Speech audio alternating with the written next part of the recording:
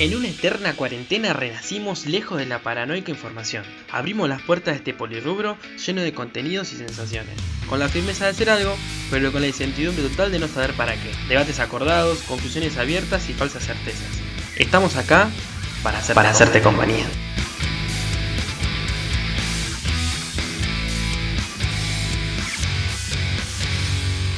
Incidente número 7. Especial aniversario.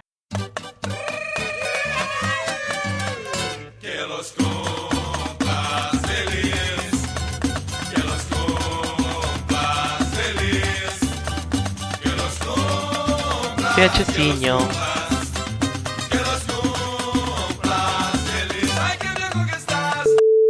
Un año, después de prácticamente un año que parece tan lejano, tan distante, tan eterno, bastante irreal, la literatura latinoamericana lo reflejaría con realismo mágico, un poco distópico, pasaban muchas cosas, nos encontramos acá y pasaron muchísimas cosas, vaticinaban que por el virus el capitalismo iba a temblar.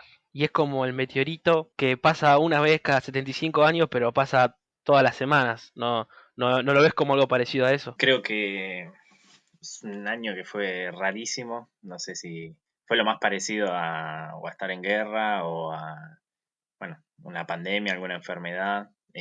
Nosotros hablamos a veces o pensamos en nuestros antepasados en la dictadura y cómo era vivir una situación de extrema vulnerabilidad todo el tiempo, de tener que cuidarse qué decir, cómo salir, cómo vestirse, qué hacer, en qué hora andar en la calle, qué hora no.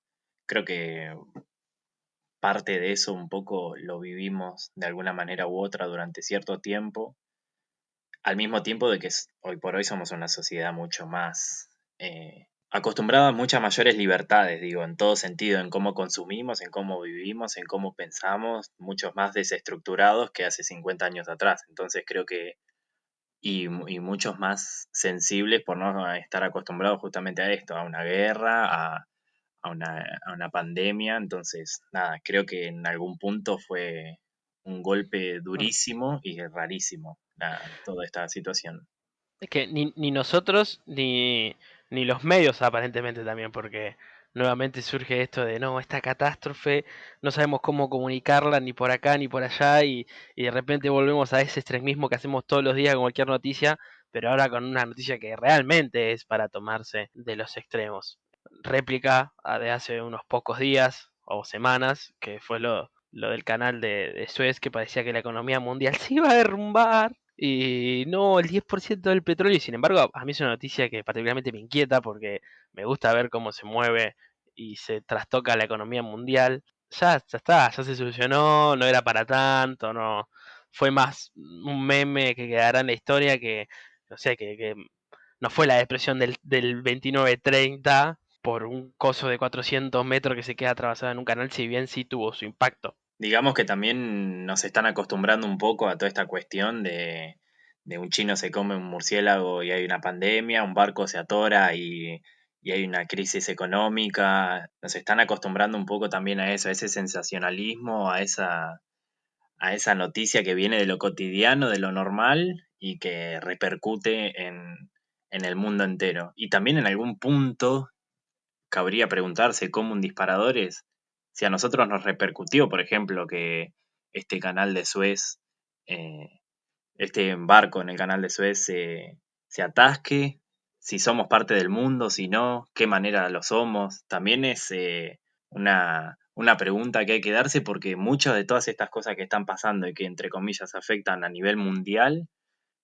pasan en otras partes del mundo. O sea, y de buenas a primeras, siempre los principales problemas van para allá y a nosotros nos cae como una especie de rebote o de rebrote de cualquiera de las dos. El famoso efecto de cola. Efectivamente. Lo que sí nos estamos acostumbrando, aparentemente, esté o no el canal de Suez atravesado por un barco carguero de 400 metros de largo, es a que aumente el combustible, por ejemplo. Y otra cosa de la que nos acostumbramos, eh, Sí, sí. y bueno, que es un poco irrisorio pensarlo después de haber soñado que esto iba a sacar muchas cosas buenas de la gente, es que hoy... Que que volvemos a volvíamos ser para ser mejores, mejores. es que hoy los ricos son más ricos que antes de que empezara la pandemia o antes de que empezara la cuarentena, tal vez, y que hoy los pobres son más pobres de que cuando, prácticamente desde que empezamos esto o desde que empezó, bueno, una cuestión de salud a nivel global. Otro que se ha visto, que se acostumbra también, está muy pancho, es todo lo que es el mercado de la salud. Se está acostumbrando a crecer y está diciendo, ¡buah, qué gordito que estoy, qué fuerte que soy! Ese sí se disparó para arriba. Que bueno, justamente lo manejan los más ricos. Sí, también entender que la salud es un sector clave, no solo de la economía, sino del sistema mundial. Digo, es necesario que la gente esté sana para que pueda producir comida, para que otros se alimenten y así sucesivamente. Creo que también parte de toda esta estrategia de las vacunas, de que la gente tenga vacunas, de vacunar a ciertos sectores, es como para sostener el sistema, para asegurar justamente de que no haya desabastecimiento de ciertos sectores clave. Entonces, también es ver cómo la industria funciona en función de otras industrias. Digo, para que haya economía tiene que haber salud y para que haya salud tiene que haber economía. Entonces, nada, en ese sentido es como que nos dimos cuenta la verdadera magnitud de lo que es el sistema capitalista mundial. Siempre lo dijimos, siempre nos hicimos los pseudo revolucionarios, lo que H, lo que B, pero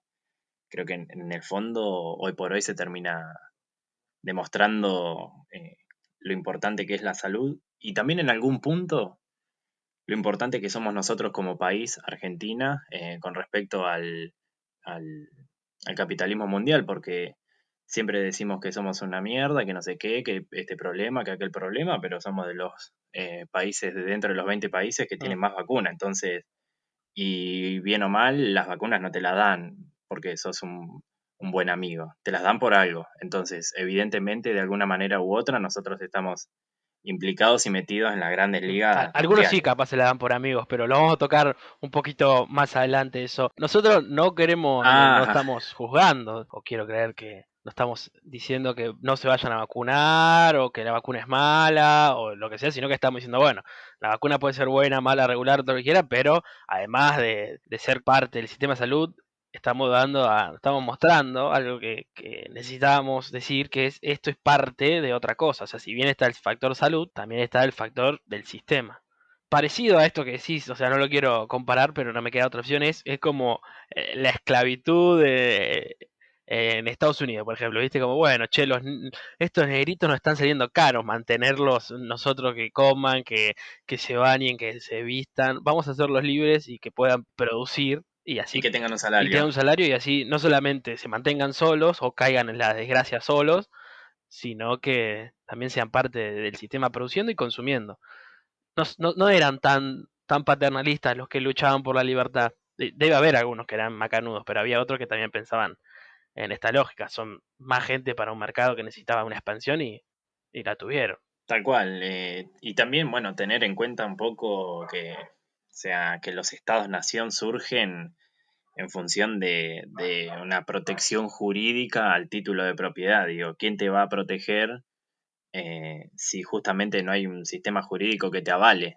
Ya no es más como el feudalismo que es a un señor y a la fuerza y nadie es propietario de nada, salvo los señores. Entonces también en este contexto es que se vuelve a revalorizar y se vuelve a poner en cuestión el rol de los Estados-Nación. O sea, ahí vuelve a ser importante justamente en la medida que son sistemas jurídicos, políticos, sociales, económicos, que ayudan a sostener este sistema. Y aunque bien o mal algunos u otros economistas intenten ir 4.000 años atrás y pensar en la economía sin Estado, sin H y sin B, eh, nada, lo que termina sucediendo es que cuando de verdad es necesario aparecen los estados-nación para justamente cumplir su función, que es sostener al sistema económico capitalista, es decir, son la base jurídica de este sistema económico. Y es así que desde este lugar es donde se pelean por quién trae más vacunas, quién consigue más vacunas, de qué manera y a quién se vacuna, cómo se gestiona toda esta cuestión, que nada, justamente sirve para sostener este sistema que muchos creíamos que iba a cambiar o que se iba a modificar ciertos patrones de distribución de la riqueza, de ciertos patrones de distribución del trabajo y que efectivamente no sucedieron. Spoiler, no. Si estás escuchando esto, viajaste en el tiempo y estás escuchando esto un año antes, no va a pasar. Quiero que lo sepas. No va a seguir todo más o menos igual. Nada más que vas a tener que usar barbijo. Mucho barbijo. Así que aprovecha el aire mientras puedas. Y comprar dólares. Y No, comprar. El programa de los cipayos. Bueno, una imagen de esto de los estados, como bien mencionás, la reorganización de los estados, que se me viene siempre a la cabeza es cuando Italia estaba pasando hace 7, 8 meses por su peor etapa. Los tanos a las puteadas con la Unión Europea, con todo, y onda con bandera de Rusia, con bandera de Cuba, estos son los que nos cuidan, nos soltaron la mano, obviamente las partes más pobres de Italia, pero bueno, como una nación, por ejemplo, Cuba mandaba médicos, un estado comunista, lo que sea, pero que bueno, que vive en un mundo capitalista, no por ser comunista todo el mundo se va a transformar de golpe. Y nada, y los tanos como que ahí entendieron, tipo, bueno, acá la Unión Europea no nos va a salvar, el Estado italiano no nos va a salvar, y quedaron a la deriva. Y onda, y agradecidos con Rusia y con Cuba. O sea, no estamos haciendo un pro imperialismo ruso acá, pero como en esos momentos de vital importancia, las grandes potencias de Occidente, nada, se escondían. Fueron momentos, ¿no? Como que no, uno esperaba que, bueno, las grandes potencias ahora van a tomar el liderazgo y nada, están como, no sé, pensando, ay, no, ahora China me va a pasar y se me va a morir un montón de gente. Y nada, y los rusos también vieron dónde ponerle el bicho y dijeron, ya fue, acá nos compramos un par. Y bueno, acá estamos. O sea, por lo menos mis viejos están vacunados con la Sputnik 5. Así que en esta casa se come guiso con vodka.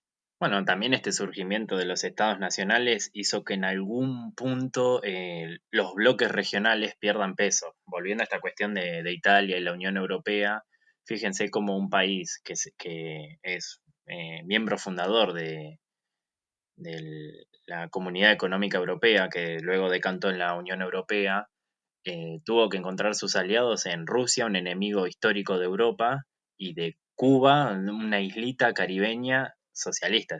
Parece un chiste. Lo mismo está sucediendo actualmente con, por ejemplo, Argentina, el Mercosur, y lo mismo sucede en los distintos países porque es una cuestión lógica. El surgimiento de los estados-nación va a ir en detrimento de la unión regional. Es una cuestión sencilla. En este sentido, por ejemplo, vemos cómo el fortalecimiento de los estados nacionales se ve como, por ejemplo, había distintos puntos de partida. En el caso chino, un fuerte control político de la situación en conjunto con crecimiento económico hizo que básicamente engendre un virus, lo exporte y solucione el problema en una cuestión relativamente corta de tiempo, lo que hizo que fue sacarle mayor ventaja al resto de los países.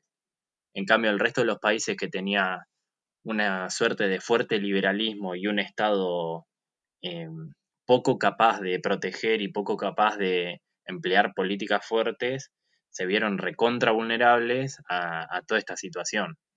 Bueno, mismo también Rusia ha pasado algo intermedio, por decirlo de alguna manera, porque tiene la capacidad política y militar de determinar si la vacuna sí, si la vacuna no, quién entra y quién sale, y tiene el complejo, por ejemplo, de la industria farmacéutica, que es la que está produciendo la vacuna, pero bueno, al mismo tiempo es una sociedad un poco más occidentalizada, entonces contagios le explotaron igual, aunque tuvo la solución antes que todo. Una pandemia que tuvo, inevitablemente los iba a tener, pero que bueno, que todos hace un año queríamos ver cuáles iban a ser los girones políticos de la pandemia. Yo personalmente creo que esto en algunos lugares, por ejemplo, Estados Unidos, Donald Trump podría haber ganado las elecciones tranquilamente si no se manejaba tan mal sanitariamente, todo muy caro.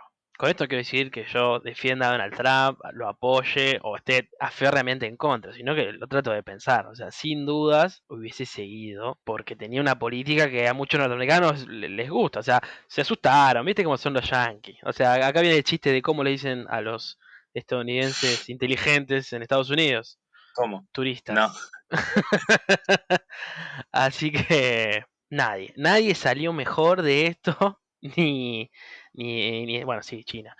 Pero personalmente, todo esto que vamos a salir muy bien, con muchos valores de solidaridad, no pasó. O sí pasó, pero al mismo tiempo que se engendraron lazos de solidaridad, porque también es otra realidad, digo, la realidad local de a pie durante gran momento de la pandemia, existió un poco eso, con las ollas populares, con los nietos que le hacían mandados a las abuelas, con gente que se ocupaba de gente que no tenía nada. Sí, pero esa es la solidaridad de los pares. O sea, es la comunidad organizada. O sea, es los que no tienen con los que no tienen. Sí, o los que Porque tienen poco ese con los que sí, tienen nada. un poquito menos. Siempre o sea, es algo que existe. Y es el pilar de que se mantengan muchísimas partidos políticos, básicamente. O sea, desde los de peronistas hasta los más troscos, como los comunistas, todo como que hay como bueno, todo lo que sea militancia barrial, todas las casitas de estudio, de apoyo, esas cosas. No sé si todo es igual, ¿eh? Porque ahora, viéndolo en retrospectiva, digamos que el PRO estaba casi muerto, ¿eh? Y justamente no tuvo ningún poder de influencia, mientras la solidaridad fue la bandera de unión del pueblo argentino. No, pero yo Cuando estaba ellos hablando de empezaron a partido hacer, político en serio, de partido bueno, guarda va, que no sé están, si en serio, pero con proyectos de que, eh, de militancia juvenil. y No me bueno, pero beba, un pro mirá que haciendo una son el olla partido que popular. puede llegar a ganar las próximas elecciones, o sea, No tengo duda de que seguramente van a ganar las legislativas con un candidato, no sé, a la reta si es necesario. Pero, va, a este paso que vamos, y por no, eso. no veo una militancia juvenil en los barrios populares, que no quiere decir que los barrios populares después no lo voten, sino que refleje esta solidaridad, o que haya reflejado durante los periodos más críticos de la pandemia, la solidaridad. A la cuestión de Donald Trump y a esa dinámica, en algún punto Alberto Fernández también le pasó lo mismo. Después podemos estar de acuerdo, bien regular o mal, sobre cómo es su trabajo, cómo lo está haciendo, qué política lleva adelante, qué es lo que dijo que iba a hacer y qué es lo que está haciendo. Que realmente muchas de las cosas que dijo que va a hacer las está haciendo, simplemente que no se está ocupando de lo más importante.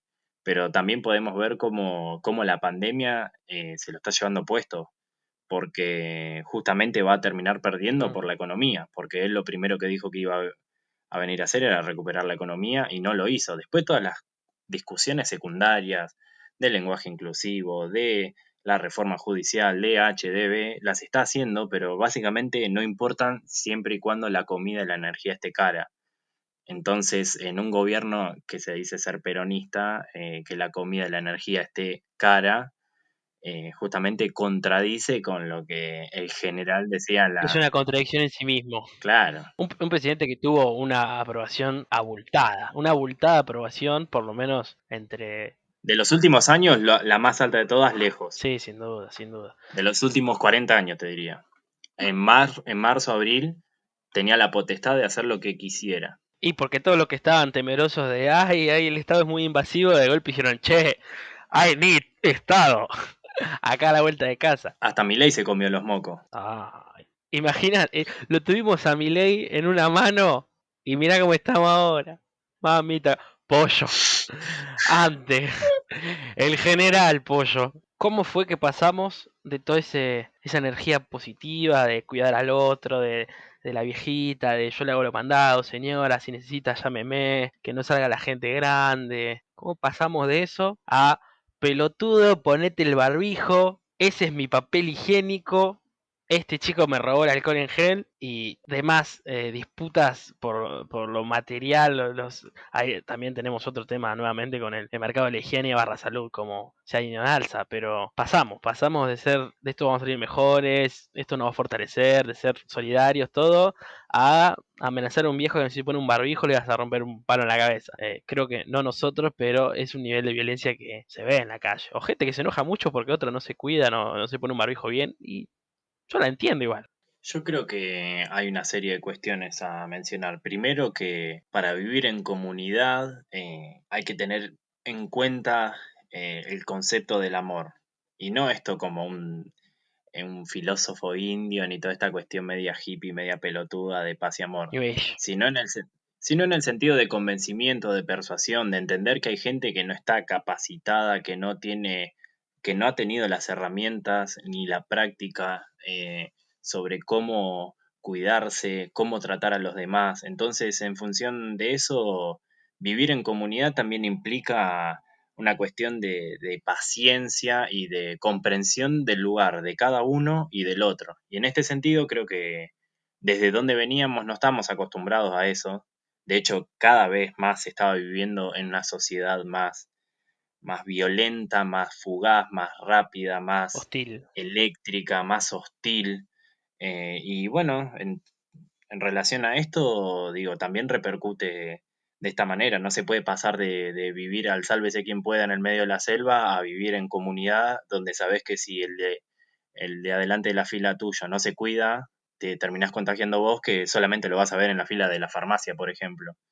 Entonces, hay ciertas cosas que confluyen. Por un lado, la incapacidad de vivir en comunidad, no de forma eh, de que no se puede cambiar, sino justamente de que no veníamos de esa concepción de la sociedad, veníamos de un sálvese quien pueda, de que si te puedo pisar la cabeza te la piso y si necesito lo que sea que necesite, digamos que el fin justifica todos los medios, entonces nada, en función de eso, esta pandemia nos trajo por un lado un problema que se fue solucionando, por decirlo de alguna manera, en toda esta cuestión de marzo, abril del año pasado, donde todos básicamente tratamos de seguir ciertas pautas y de vigilantear al que no lo hacía, hasta que empezaron las pujas de distintos sectores. Y es algo que la sociedad y el Estado, sobre todo el poder político, poder presidencial, lo dejó entrar, digo, esas manifestaciones de todos los domingos eh, peleando por la democracia, la reforma judicial, por el que no sé qué, que H que B, gente grande que teóricamente tendría que estar dando el ejemplo. En una sociedad, justamente los mayores se los respeta por su experiencia de vida, por su saber, porque justamente esas cosas no se adquieren con ningún curso, no es instrumento, la experiencia es experiencia. Pero bueno, justamente esos sectores que tenían que dar el ejemplo no lo empezaron a dar, creo yo, y nada, y en función de eso, todo el tejido social, sobre todo en la cuestión de las identidades y en lo simbólico, se empezó a destruir. Y bueno, y fue así que de nuevo empezó, y cada vez peor, el sálvese quien pueda. Es un país que por momentos es alérgico a la responsabilidad. No puede ser mucho tiempo responsable. Es una pregunta. Es cómo pasamos de una cosa a, a la otra. ¿Cómo, en qué momento éramos, fue qué responsables que somos, cómo nos cuidamos, a no serlo más? Bueno, es el permisivo para mí. Para mí somos de esos, de los que, bueno, lo reconozco, yo también, ¿no? O sea, bueno, no sé. Me pasa, llevo el celular al baño y lo pongo en la ducha a escuchar música, a ponerle total, no se me va a caer, no se me va a arruinar. Y un día se te cae al agua, y se te cae al agua y decís, no, qué boludo que soy, nunca más, qué sé yo, y a las otra vez lo volvés a llevar. Es el total no pasa nada, hasta que pasa, te cuidas otra vez y así, es un ciclo. Tenemos esa filosofía tal vez.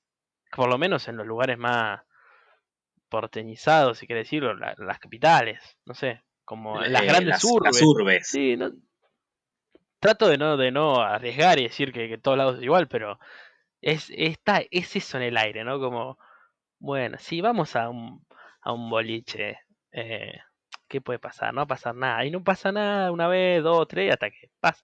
Así como con todo, ¿no? Pero en este sentido, o sea, una cosa es una boludez como yo, me llevo el celular a la ducha y se me cae, y ahora no me carga de un lado de otro y yo me la arreglo, bueno, una enfermedad que es colectiva. O sea, es un virus que es muy cómico porque si nosotros nos quedamos una semana, si el mundo entero se quedara una semana en su casa durmiendo, saldría otra vez y ya no existiría más. Habría que coordinar todos los despertadores de acá a China, pero no existiría más si el mundo se guardara una semana. O sea, es tan fácil la solución, matemáticamente por decirlo así, pero cuando vos la ves en la dinámica del mundo real que no pasa. Por eso mismo, esto si se piensa ahora, tal vez cuando esto se publique ya estemos de nuevo en cuarentena, pero de pensar a volver a cerrarse todo para atrás cuando hay gente que vive con el día a día, como que si no sale a la calle no come, es cuestionable. O sea, yo no creo que sea la solución esa. Yo creo nada, que son pujas de intereses, que hay sectores que saben que, digo, ¿por qué no el dueño de una empresa no va a exigir que la actividad económica se reinicie o vuelva a empezar si él lo único que hace es dar directrices desde la puerta de su casa con un celular? Digo, no está expuesto en lo real de la enfermedad. Puede llegar a estar expuesta a su empresa, pero bueno, también digo, esta cuestión del empresario y de querer ganar plata, lo que en el fondo sigue siendo es un juego abstracto. Cuando vos ya tenés mucha más plata de la que vas a necesitar de acá y tus hijos y nietos y tataranietos de acá hasta el fin de sus días, deja de ser una cuestión como esencial Mm. real para ser una cuestión hasta te diría abstracta, la de ganar por ganar. Como uno gana al ludo, bueno, ganar Por poder. con, por poder y por dinero, Mm. nada más. Entonces, eh, y después también están justamente aquellos que se encuentran desde el otro lado, que es aquellas personas que no tienen trabajo y que necesitan del día a día para comer, que es justamente no hay nada más real que eso, que necesitan, entre comillas, de los otros, de los empresarios, para que se reactive la economía, para poder llevar comida a su casa, que no hay nada más real que eso.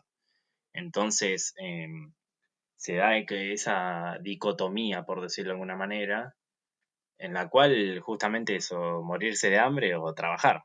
Ojo, que fue un país que cuidó bastante a los empresarios, dentro de todo. A veces capaz demasiado con algunos y muy pocos a otros, pero a ver, todo esto de pagarle los sueldos a través de la empresa, esa triangulación, como que se ha intentado cuidar a ciertos tipos de empresarios, tal vez a los que convenían o a los que no, pero bueno, tal vez el sentido de comunidad generalizado, porque yo creo que sigue existiendo sentido de comunidad en muchos lugares, tal vez no a grandes escalas, tal vez no comunicando entre la comunidad de un barrio y otra comunidad de otro barrio, pero sí que existen los, por decirlo así, microclimas y que hay mucha gente que es solidaria. Pero ese Sí, sentido de microcomunidades. microcomunidades, pero ese sentido de comunidad general que había, eso fue lo que cayó. Y ese fue uno de los puntos. Ese de que, bueno, el salteño con el de Jujuy y el de Mendoza estaba todo bien, y bueno, y todos somos un país y aplaudimos a los médicos a las 9 de la noche, onda. Eso un día se desmoronó mucho más rápido que el poder adquisitivo, y eso es mucho decir, pero esa caída se dio, como decías vos, ¿no? Desde muchos sectores, mucha puja esto de los sectores políticos yendo no sé, encima de eso, yendo al obelisco o a las capitales del resto del país En mayo, ¿me entendés? No había en mayo, necesidad. claro, Las elecciones van a ser ahora en agosto, o sea, con que arranques la campaña en octubre te sobraba. te sobraba. Y aparte estaba lindo, no te ibas a cagar de frío. Pero bueno, un día eran 10, después fueron 20, después fueron 30, después No, y después también hay otra cuestión también para remarcar, que una cosa es que sean 10, pero también en el contexto de pandemia, donde estábamos todos encerrados, la televisión eh, y los medios en general tuvieron un rol protagónico, porque justamente uno no veía la, entre comillas, realidad real de la calle, porque justamente no podía salir a la calle. Entonces, que hubiera 10 personas en el obelisco tenía un impacto brutal que no lo tiene hoy. Hoy cualquiera junta 10 personas en el obelisco y no tiene sentido, o sea, cubrir eso. mm, Entonces, también parte de eso, de todo ese disociamiento de la comunidad nacional, como así lo había querido el general y como en algún punto se estaba logrando, porque gorilas y peronistas y progres y troscos y todos estaban bien o mal al principio bastante alineados. Eso se fue rompiendo, o sea, de esa manera y transmitido justamente por ciertos medios y dándole un cierto rol que, que en la realidad real, por decirlo de alguna manera, no lo tenían. Porque si no hubieran salido a protestar 500.000 personas. Y no, y ese no ha sido el caso. Entonces, y a su vez, el poder político, sobre todo, y el régimen presidencialista que tenemos, no hizo absolutamente nada para detener eso, qué es lo que, entre comillas, la pandemia le había dado. Así como le saca la economía y Argentina cae 14 puntos del PBI, también le había dado un poder político fenomenal que no había conseguido por méritos propios, pero que bueno, vino de arriba. Y justamente nos quedamos con todo lo malo que es la caída económica y la parte buena que era el poder político, también la desperdició. Entonces al final, por alguna manera u otra, es un muy mal administrador. Sin el pan y sin la torta. Bueno, y también lo que decís de los medios, cómo se ha hecho hasta prácticamente una cadena nacional en esos momentos, porque para hablar bien o para hablar mal, ya sea TN, C5N o cualquier cosa, de cualquier medio de cualquier red social, la gente estaba viendo, se difundía que había gente, por ejemplo en el Obelisco, y también hubo como unas puteadas generales el día que, no sé, que Larreta dijo, bueno, todos los que quieren correr en el bosque de Palermo vayan, y de repente había 200.000 cámaras enfocando no sé, a 1.000 runners, mientras toda la gente estaba encerrada o pretendía estar encerrada en su casa y tenía que ver por televisión como un montón de porteños estaban ahí con barbijo trotando, o sea, y se vivió como un momento muy gran hermano, como bueno, y yo que estoy acá encerrado, y bueno, y ahí se quebró todo. O sea, yo no quiero decir que ese fue el punto, pero esas pequeñas cosas, como decís, de ver a gente saliendo a la calle, pero son cosas que van sumando a que después, sí, sí, mirá que me voy a quedar en mi casa. Pero sí, pero no fue el punto, pero sí fue el punto. Hay puntos de inflexión. Es como todo, es como, viste, cuando estás en un campeonato de fútbol, decís, le gané a tal equipo de visitante. Bueno, o sea, igual vos para salir campeón tenés que sumar 80 puntos, pero hay ciertos partidos que marcan un antes y un después. Y en este caso es lo mismo, las marchas fueron un punto de inflexión, salir a correr fue otro punto de inflexión. Yo creo que, bueno, bien o mal, lo del Diego fue otro punto de inflexión. Yo creo que ahí fue la última goza que rebalsó el vaso, pero vos decís, y bueno, ¿y cómo le vas a negar al pueblo ir a despedir a su único ídolo, te diría, de los 60, 70 para acá? Porque hubo personas grandiosas en Argentina, pero bien o mal fueron de principio del siglo, muchos, o la gran mayoría. Y Eh, particularmente como un asistidor, para mí se manejó mal. Para mí, el Alberto tenía que funeral. levantar el teléfono, decir, hola Claudia, mira, te ofrezco Casa Rosada una semana. Claudia, por decir otra persona, no sé si es Claudia la encargada de las hijas, quien carajo sea. Y aunque le digan, y si le dicen que no, no, insistir. Porque hacerlo en un día, uno entiende el dolor de la familia, todo, pero lo que pasó era lo que iba a pasar. La gente no iba a no ir a donde sea. Igual la gente iba a ir de cualquier manera porque con los antecedentes que iba, digo, si protestaste por la reforma judicial, si saliste a correr porque tenías ganas, una cuestión tan profunda que es de cuerpo y alma como fue el Diego, porque fue lo que vos viste, o lo que yo vi, o lo que mi viejo y tu viejo vieron, y lo que les hacía sentir, o sea, el intangible también.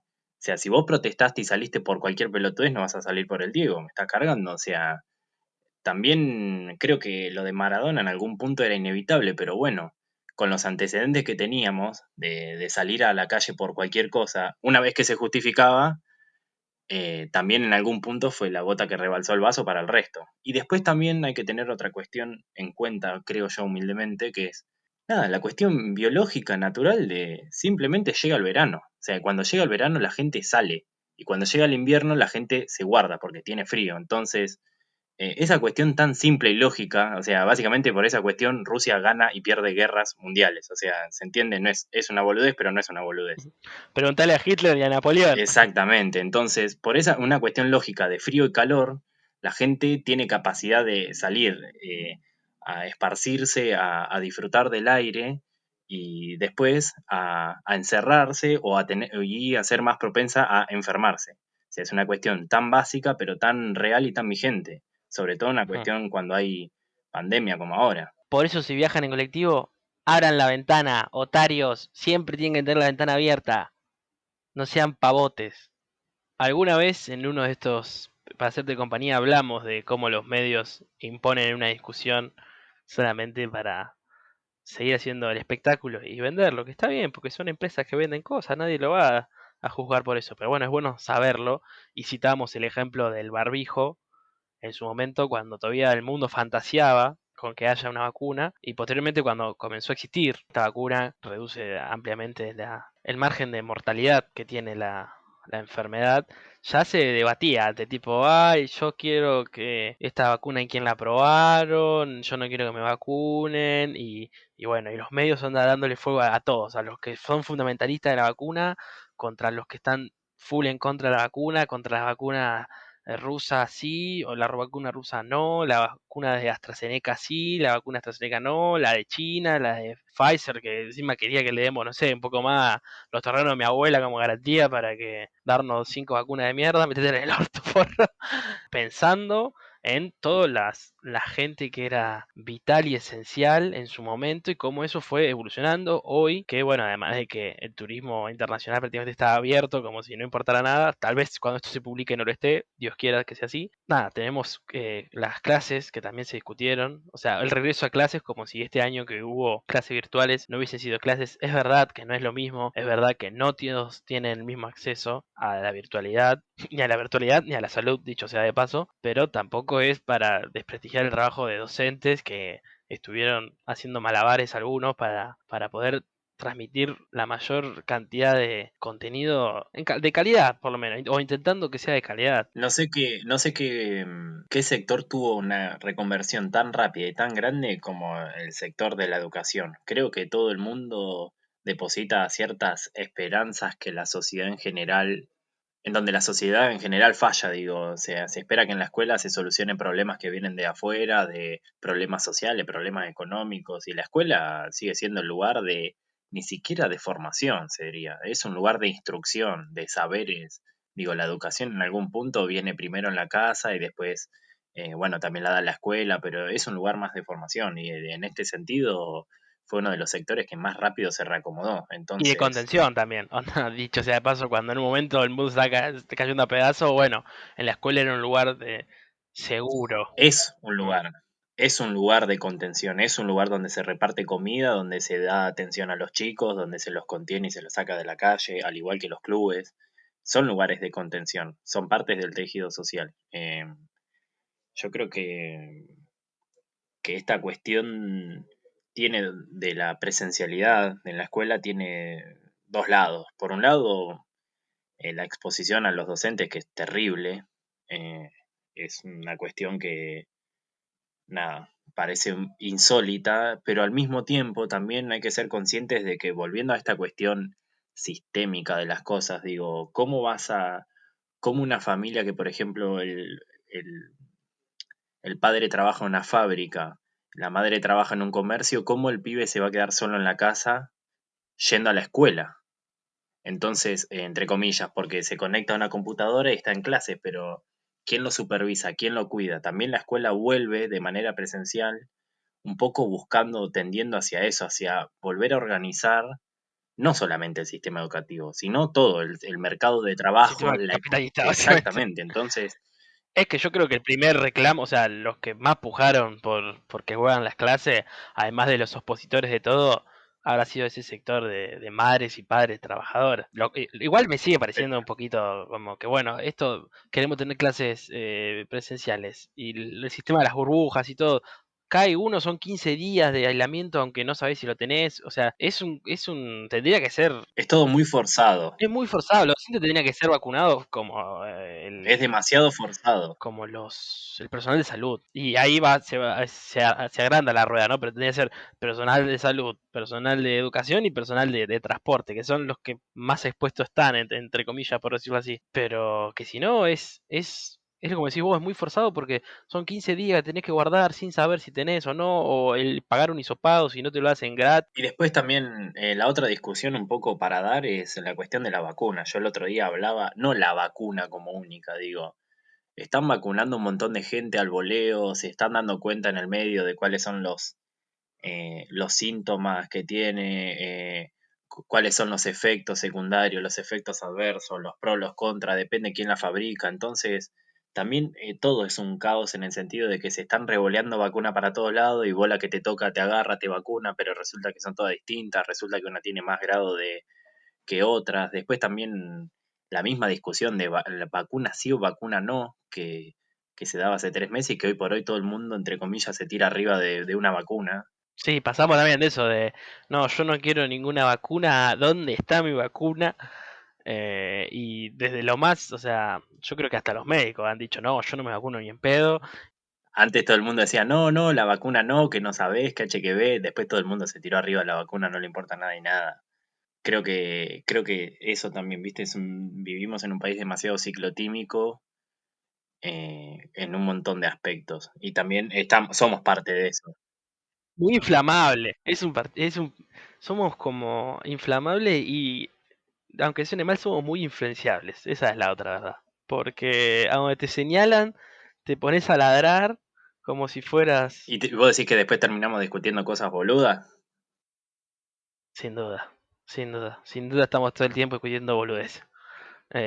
Y por demás a veces. Y nos ha costado políticamente muchas veces. O sea, Nos va a costar políticamente, eh, o ni siquiera nos va ya a me costar incluiría en nos va a políticamente. costar. Les va a costar. Ya no está costando, o sea, damos muchas discusiones virtuales cuando hay problemas reales, cuando los aumentos son reales, o sea, ¿cómo voy a estar en contra de alguien que está enojado porque aumenta la nafta? Si efectivamente la nafta aumenta y en consecuencia aumenta todo, no hay una estabilidad política. Sí hay un margen de que, bueno, muchos votos de acá, de allá, ponele, pero no hay una estabilidad política para nada. Y se nota en las decisiones.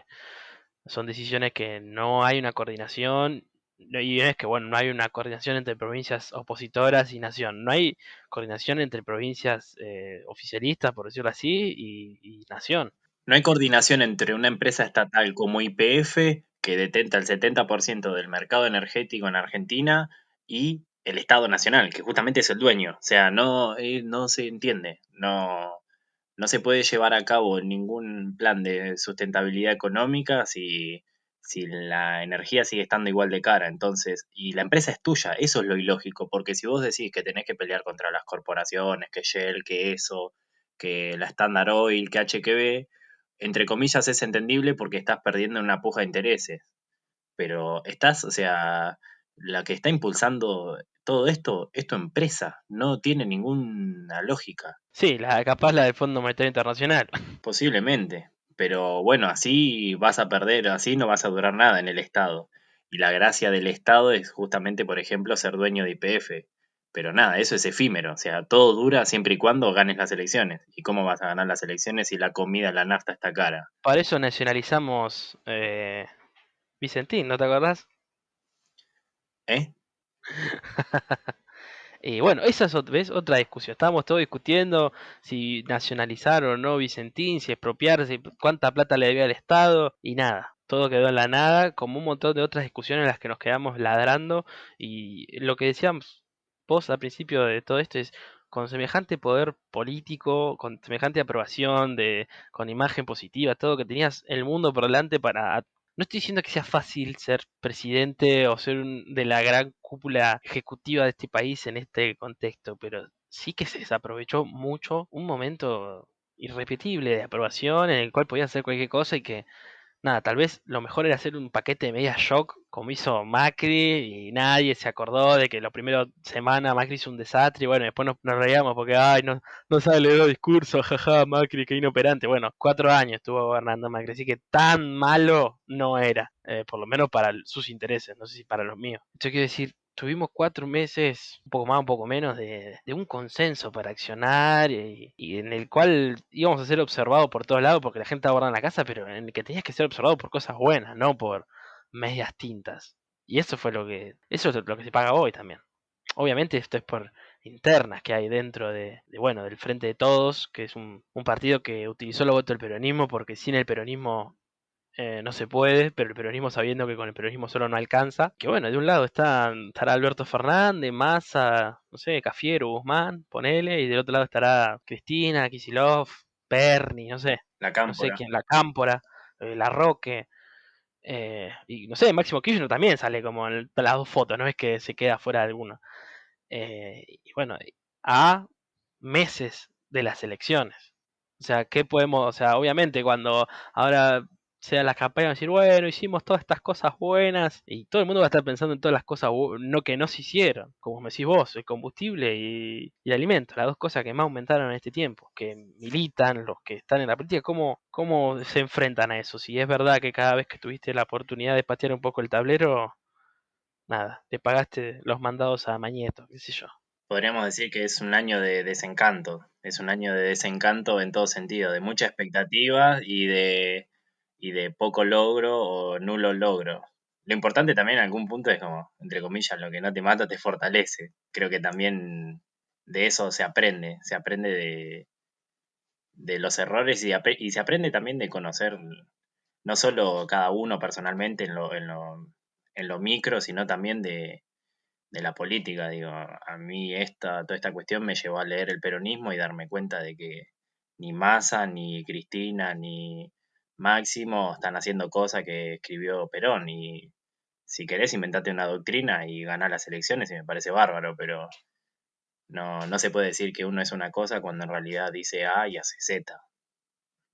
Ha sido un año de que ha prendido la luz y darse cuenta que estabas bailando con la más fea, con el más feo.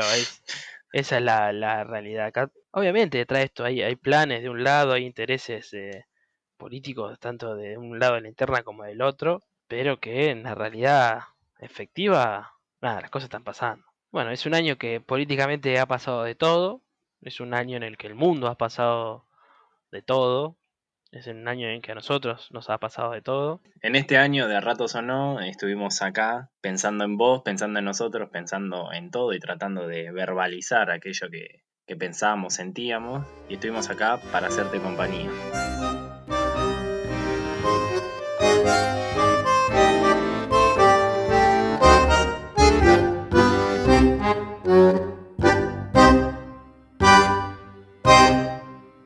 A mí no me sé si me gusta cumplir años.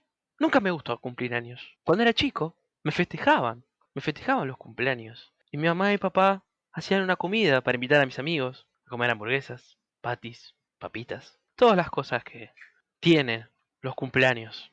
Mis amiguitos, mi familia, mis hermanas. Yo era muy pequeño, pero siempre había algún niño más de la familia, un primito, una primita. No me gustaba cumplir años, porque era el fin, era un nuevo ciclo que contractualmente se cerraba, esta necesidad de cerrar que tienen algunos ciclos. Y me he dado cuenta que el tiempo pasaba, y que en ese tiempo que había pasado, en mi familia, en mi casa, no había hecho nada nuevo, no había aprendido nada trascendental, como año a año las abuelitas te prometían, de que qué grande que estás, que cómo creciste, y esos billetes picarones que nos daba la abuela con la mano. ¿Acaso este programa necesita cerrar un ciclo? ¿Acaso Boca necesita cerrar un ciclo? Román, Román es la abuelita de los 100 pesos. Todo esto y mucho más en No, muy PHC de bueno. 90 minutos. Quédate con el viejo Ruggerito cagado. Ah. Pará, pollo, pará. El Kai no me va a dejar mentir.